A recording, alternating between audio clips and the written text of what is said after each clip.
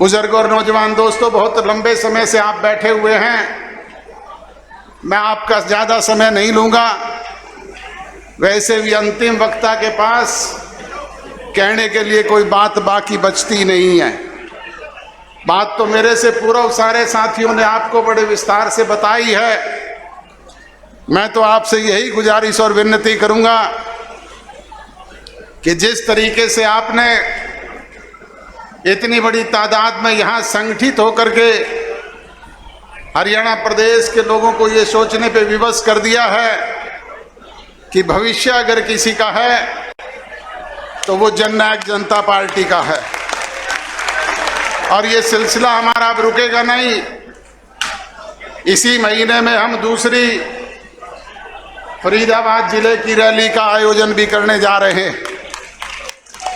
6 अगस्त को इनसो का हमारा स्थापना दिवस है।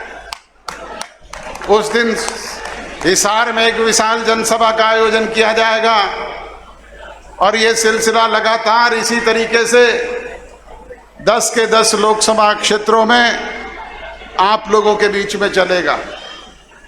उसमें आपका सहयोग, आशीर्वाद, प्यार और दुलार चाहिए, क्योंकि प्रजातंत्र में जनशक्ति सबसे बड़ी शक्ति है। सिरों की गिनती से ही निर्णय होता है कि कौन ताकतवर है। आपके समक्ष पुरानी पार्टी से जब हम अलग हुए तब हमने पुरानी पार्टी के लोगों को कहा कि ये झंडा आपका, डंडा आपका, पार्टी का चुनाव चिन्ह आपका, पार्टी का फंड आपका, ये 20 विधायक आपके, 23% वोट आपके, आप इन्हें संभाल करके रखो। हम तो लोगों के बीच में जाएंगे और जननायक चौधरी देवीलाल की सोच पर पहरा देने वाले लोगों के बीच में एक नया घर बसाने का काम करेंगे। मुझे ये कहते हुए अफसोस होता है कि 9 महीने में 20 विधायकों वाले एक पर आ गए, 23% वोट से 1.5% पर सिमट गए। दूसरी तरफ आपने इस होनहार नौजवान की पीठ पर हाथ रखा।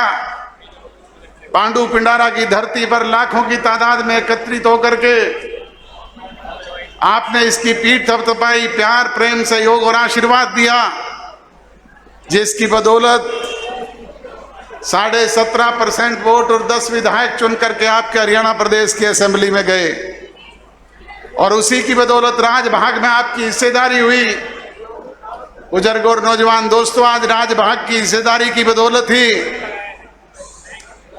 ये मंत्री आपके बीच में खड़े होकर के, उप मुख्यमंत्री आपके बीच में खड़े होकर के आज 1100 करोड़ रुपए की घोषणाएं कर रहे हैं। अगर ये राज की ताकत ना हो तो फिर विधायक तो 40 घूमते रहो, चाहे कोई पूछने वाला नहीं है। जिसके पास ताकत होती है उसी की पूछ होती है। आपको याद होगा, विपरीत परिस्थितियों में हरियाणा प्रदेश में आपकी सरकार ने जननायक चौधरी देवीलाल की सोच पर पहरा देने वाले लोगों के बीच में किए गए वायदों को कानूनी रूप से अमली जामा पहनाने का काम किया, और 75% से ज्यादा वायदे इन 3.5 वर्ष में हमने पूरे किए हैं। मैं बार बार उन बातों को दोहराऊंगा नहीं, मेरे से पूर्व वक्ता बता चुके हैं। बुजुर्ग और नौजवान दोस्तों, जो कोई कोर कसर, कमी, कोताही पिछले 3.5 वर्ष में रही है, मैं आपको विश्वास और भरोसा दिलाता हूं कि आगामी 1.5 वर्ष में उसकी भरपाई करने का काम ही नहीं करेंगे, बल्कि सवाया करके आपको देने का काम करेंगे। और आपसे भी गुजारिश और विनती करूंगा कि आप लोग भी संगठन की दृष्टि से जो कोई कोर कसर, कमी, कोताही रही है, उसकी भरपाई करने का काम आप करना। और उसके लिए सीधा सा एक फार्मूला है, हर बूथ पे एक बूथ योद्धा, एक मजबूत बूथ सखी, एक मजबूत बूथ एजेंट और अनुभवी लोगों की टीम उनके साथ खड़ी करना। अगर इस तरह का संगठन खड़ा करने में आप कामयाब रहे तो फिर मिशन 2024 को कोई रोकने वाला नहीं। फिर ये 10 विधायक से 46 होते हुए देर नहीं लगती। फिर ये 17% से 51 होते हुए भी देर नहीं लगती। मुझे याद है 1984 का वो चुनाव, जब सोनीपत से चौधरी देवीलाल जी लड़ रहे थे, हिसार से चौटाला साहब लड़ रहे थे, हम 10 की 10 लोकसभा सीट हार गए थे, 0 पे आ गए थे। 10 दिन के बाद मुझे चौटाला साहब ने कहा, मेरा धन्यवादी दौरा बना दो, गाड़ियों को रिपेयर करवा के इनके लाउडस्पीकर ठीक करवा दो और प्रोग्राम बना दो। मैं उन गाड़ियों को, उन दिनों में ये डिस्पोजल की गाड़ियां, जीपें वगैरह ही होती थी, ऐसी गाड़ियां तो होती नहीं थी, उनको लेकर के हिसार के ऑटो मार्केट में एक फौजी डाबड़े वाला मिस्त्री होता था, उसकी दुकान पर गया। वहां जाकर के अभी बैठा ही था कि 5-6 बिश्नोई पहले से बैठे हुए थे।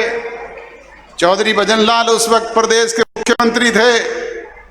बिश्नोइयों का दिमाग सातवें आसमान पे था। मेरे को देख करके आपस में बतलाने लगे और कहे कि अब चौधरी देवीलाल सड़कों पर कागज बेशक चुग ले, वोट तो कुछ बचा नहीं है। मुझे गुस्सा भी आया, पर करूं क्या, वो 5-6 थे।